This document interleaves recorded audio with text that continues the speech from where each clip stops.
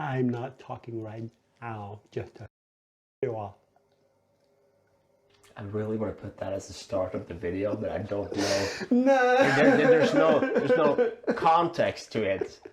I mean, I'm here. I have no idea what just happened. Oh, it's so going at the start of the video. Oh, God damn you.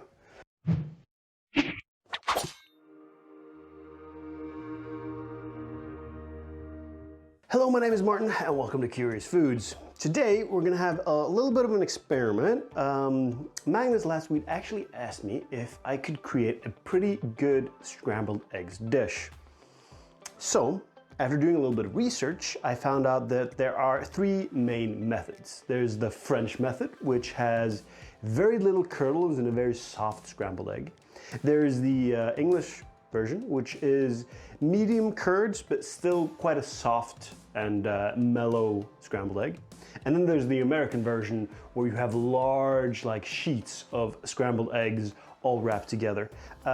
For today, we're gonna do an English version with a little bit of a twist that I actually learned from Kenji Lopez Alt. Let's get to it. Question. Yeah. What do you mean by cured? Curds, not cured. Curds is the, so when you start cooking eggs, if you've ever seen these small, I would say fragments of protein and fat coagulating and becoming lumps, those are called curds. So it's the lumps. Yeah, it's lumps. There you go. It doesn't translate it to idiots. It doesn't sound as good, does it? Lumps.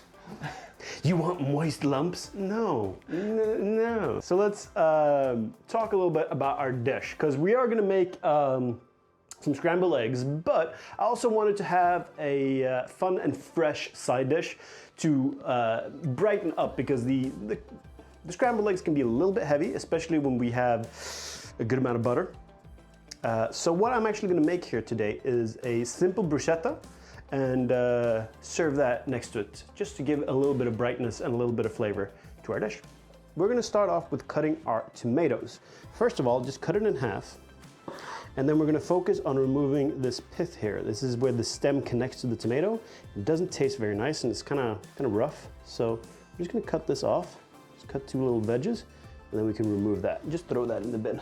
These tomatoes right here have a lot of juices in them, especially inside here, and we want to remove that.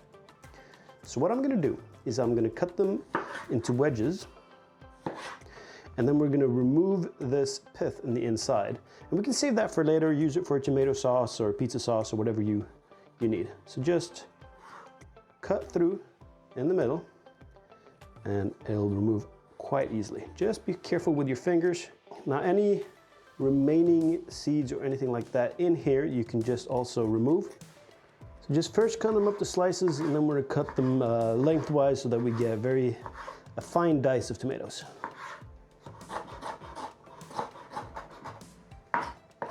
There we go, and then just add that to our pot here. So for our onions here, we're gonna cut it first lengthwise across the grain, and then across that again, allowing us to create very easily a very fine dice of onion. And we want this to be as fine as possible. This, we're gonna just, again, throw into our bowl with our tomatoes.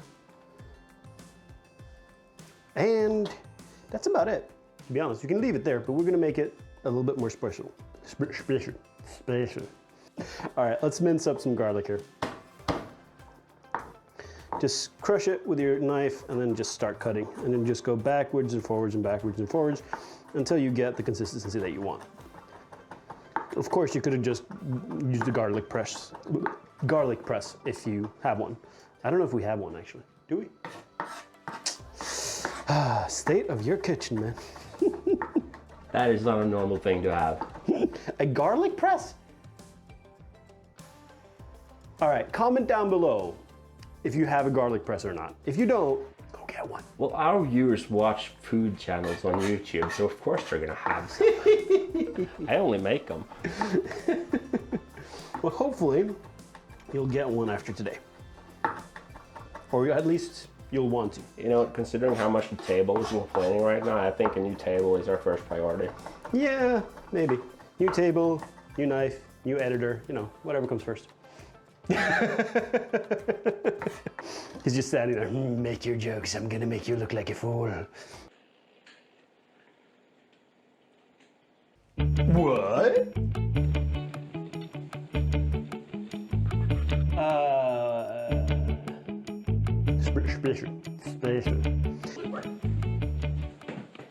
Yeah, I'm the one with the power here, don't forget that.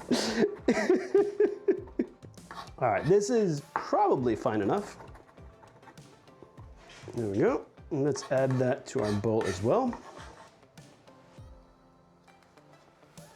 Next up is a little bit special one. We're gonna add some basil, and I'm gonna show you how to cut them without ripping the basil apart. So, first of all, get your plant here and choose the best leaves that you have. So I'm gonna choose the largest leaves from the top of our plant. Now you can use smaller leaves, it's not a problem. However, the larger the leaf, the easier this is gonna be. We want to cut these, this basil here, but we don't want to bruise it. We don't want to like rip it and destroy it. We basically want it to be as thin as possible, but still maintain as much of its cellular structure as possible. So what I'm gonna do is I'm gonna take the leaves and just put them on top of each other like this. There you go. And then let's see if I can do this. Oh. Then I want to try to roll it, and then, oh, that did not work. Wow. All right, let's just cut our leaves, man. Let's just cut our leaves. All right, now this is going back into our bowl here. That rolling method did not work as well as I'd hoped, but you know, you try. Okay, now that's pretty much it. The last two steps here is I'm gonna add some mozzarella cheese. This is very optional, but I love mozzarella. But I don't want to dice it. I want to rip it up into tiny little pieces. So I'm first going to rip it up to large sections here. And you'll notice that this is quite easy to tear up. And it'll tear up quite nicely. And then just rip it into tiny little pieces. You can dice it if you want to, but you know, just do what you want. All right, so now that you have some small pieces of mozzarella, it all goes back into the bowl. A little bit of salt. Don't need too much. And a little bit of pepper. And then a few good glugs of olive oil. And just mix that all together. How much is a glug? It's a glug. It's a glug. It's a glug. It's a measurement unit? Yeah, it's like a pinch. What's a pinch? It's like a pinch of liquid. Pinch? Yeah. It's an undetermined amount that you don't want to specify because you can't be bothered. So, you know, not as much as half a cup, definitely. Just add whatever you want to. If you want to keep it healthy, add very little. It's up to you. This mixture here is just going to sit at room temperature for anywhere between 5 to 20 minutes. Just allow all these flavors to get to know each other and it'll taste really great. Men det går fint för den. I'm not talking right now, just a tear. I really want to put that as the start of the video, but I don't know. No. There's no context to it. I mean, I'm here. I have no idea what just happened. Oh, it's so going at the start of the video. Oh, God damn you. I'm gonna start making our toast now, all right? So I'm just gonna put our pan on and get some butter going on it. And then I'm gonna cut up our little mini baguettes that we have here. Ooh, come on. There we go. If you're doing this at home, you could probably already start the scrambled eggs. I want to eat the scrambled eggs pretty much as soon as they're done. So I'm gonna wait with that for the exact last moment, and then I'm just gonna add the scrambled eggs straight to our dish when everything else is prepared. Speaking from experience, when you're first trying out a recipe, do one thing at a time. Pretty much. All right, we have our butter melted here. Let's get our toast onto the pan.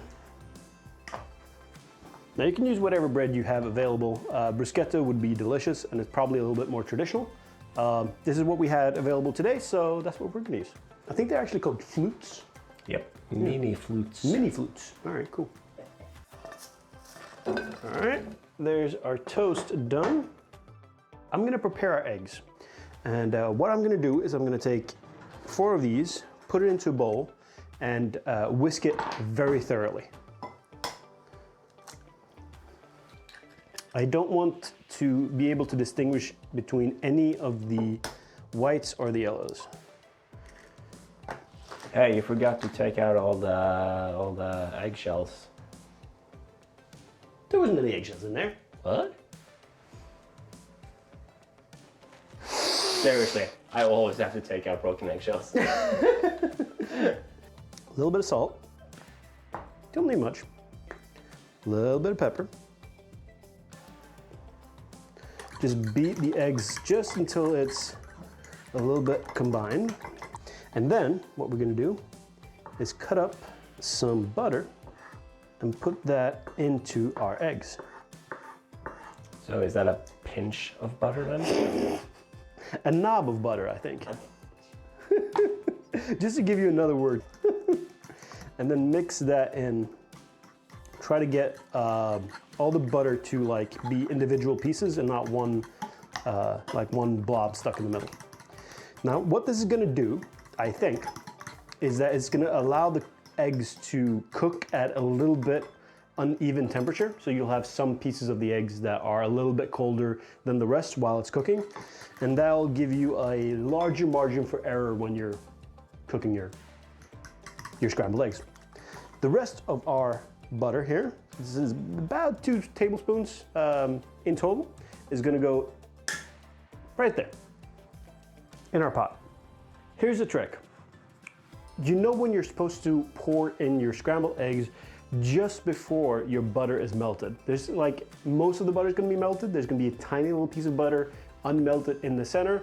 That's when you pour in your eggs. And you want the heat to be at medium to medium high for what we're doing here. All right, let's try this.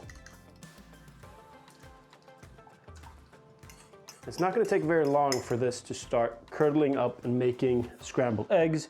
But what we wanna do is actually keep this moving all the time to make sure that the scrambled eggs doesn't like burn or stick to the bottom. So for the ones we're making, which is the English version, you want to give it like 5 seconds, then stir, give it 5 seconds, then stir, give it 5 seconds, then stir. And you want to take it off the pot a little bit before you think they're done, because they're going to continue cooking with the residual heat after you put it on the plate. All right, so what we have now is that we have some curds here forming in the middle of our eggs, right? This is what we want. And as you can see now, they're actually coming together quite well. Now this will cook quite fast. So when you think you're done, what you can do is that you can put all your eggs on the side of the bowl here, and that way it will stop cooking, or at least slow down the cooking process while you prepare the rest of your dish, which is what I'm gonna do right now.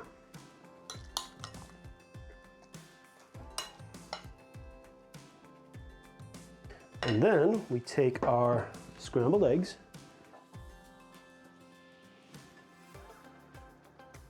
so here's the thing when you're making this dish. There's a lot of timing moments. Scrambling the eggs takes a little bit of practice, but it's not too hard. Just try it out a couple of times and you'll get to have your scrambled eggs the way you like it. Anyways, that was our scrambled eggs and bruschetta. Enjoy.